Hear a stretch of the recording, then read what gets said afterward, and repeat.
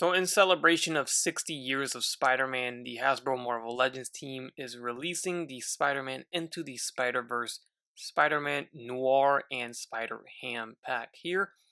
This is a Target exclusive, so that means it may or may not be hard to get. I don't know. When it comes to Target exclusives, anything can happen. I've seen Target exclusives peg warm before, and I've seen them sell out and never restock before. So I think it's just best to pre-order or to order as soon as you see it and not risk it. So on one side of the package we get Spider-Man Noir and Spider-Ham displayed, and then on the other side we get an artwork image of the two. On the back side again we get a digital render of the two figures, and then we have the accessories on the side there. So the Spider-Ham is a straight up reissue of the one that came with the Spider-Gwen from the Stiltman Build-A-Figure wave.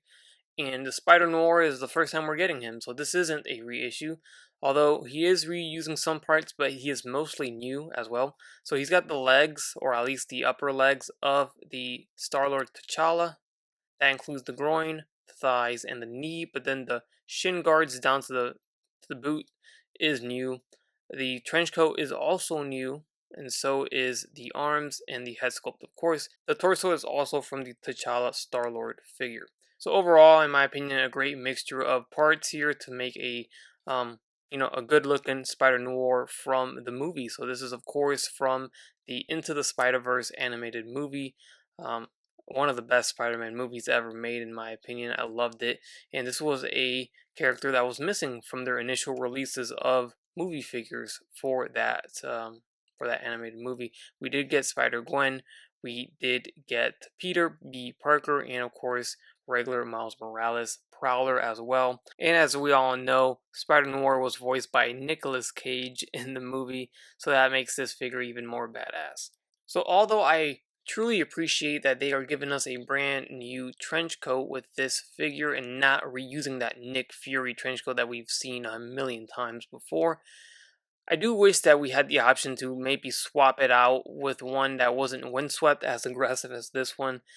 This one's of course fixed in this position. You can see like the wind's blowing it from the bottom, and it's just always gonna look like this. It would have been cool if we could have a swap out trench coat. I mean, you could easily do it.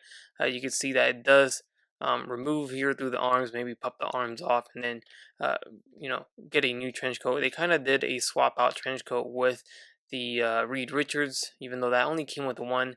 Still, it's a thing that's possible, and I think that would have really added a good bang for your buck with this release if it had two trench coats, this one swept one and then one that was just straight down calm. So this may or may not bug some people. My main issue with it is that the arms are kind of, they're kind of stuck like this. You can't really put it behind. I mean, you could put it behind it, but it looks a little weird. So the only way you could rest the arms at the side is right here, and then the trench coat kind of gets in the way.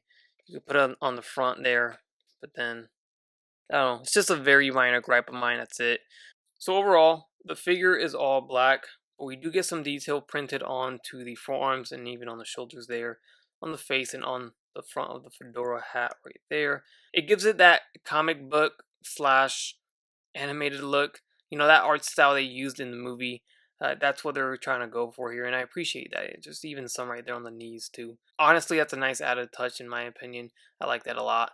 And those wondering, the hat is not removable. That is fixed completely on the head. But we do get an alternate head sculpt without the hat. So they didn't let you play around with the hat, unfortunately.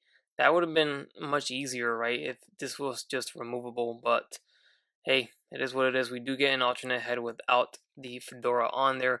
I just wish that we could remove it so you can have it, in his hand, or possibly give it to somebody else, another, figure. All right, and there's a look at him with the alternate head sculpt without the hat there. You can see the webs are raised on the face here. Same thing for the other head right there. Got some raised webs. Overall looks good. The goggles or the eyes are also raised as well. And then what's also cool is that even though this is the T'Challa Star-Lord torso as well, they did add this little turtleneck piece around his neck. It's actually a separate piece that is actually removable. as you see right there. So that moves around and you can take it out if you want. But that's cool. I really like that they were able to reuse that torso and make it look different with just adding that turtleneck piece. And he also comes with a pistol. This is his last and final accessory piece, not counting Spider-Ham, of course. We also do have a holster down here at the waist where you guys can go ahead and place that in there if you don't want him to hold it. But he does have a trigger finger on the right hand and also on the left hand there as well. So you can get him to hold it in either hand if you wish. Now to holster the gun, it gets a little tricky because the holster's way back there and we got the big old trench coat in the way. So you're just going to have to twist the belt so you can move it to the front. And you just holster it in there and then just move the belt back. And there you go, you barely see that thing now. It's just hidden within the trench coat. So the head sits on a ball jointed barbell peg and the neck is also articulated. So this will allow for some decent range. Now when he's got the hat on, it does get hindered, of course. He looks down just fine, and left and right, the head tilts are on point. Now if you put on the other head, you can get some more range looking up, but still it's going to hit the back of that collar. He's got that big massive collar. So it does get limited or it does get hindered at a certain point. The arms will go forward, they go all the way up. They angle out because of the trench coat. They go in and out just fine. About that far, then we get a bicep swivel, double jointed elbows that bend all the way. Swivel at the wrist with a hinge. That's the regular hinge for both. And then we do get the ab clench at the torso with a waist swivel. Of course, pinless knees and elbows there. Legs will kick forward and they go back. They go in and out that far, and then we do get the thigh swivel. Along with the double jointed knee, we get the ankle hinge and then the ankle rocker. And then of course we get Spider-Ham, which we've gotten before. Nothing crazy here except for the paint job. So we all know he's not articulated, but he does have that ball jointed head that allows him to look left and right and up and down, side to side, head tilt and all that. And that's about it. So comparing it next to the original release that came with Spider-Gwen, it's on the right side right here, you can see that they are indeed different colors.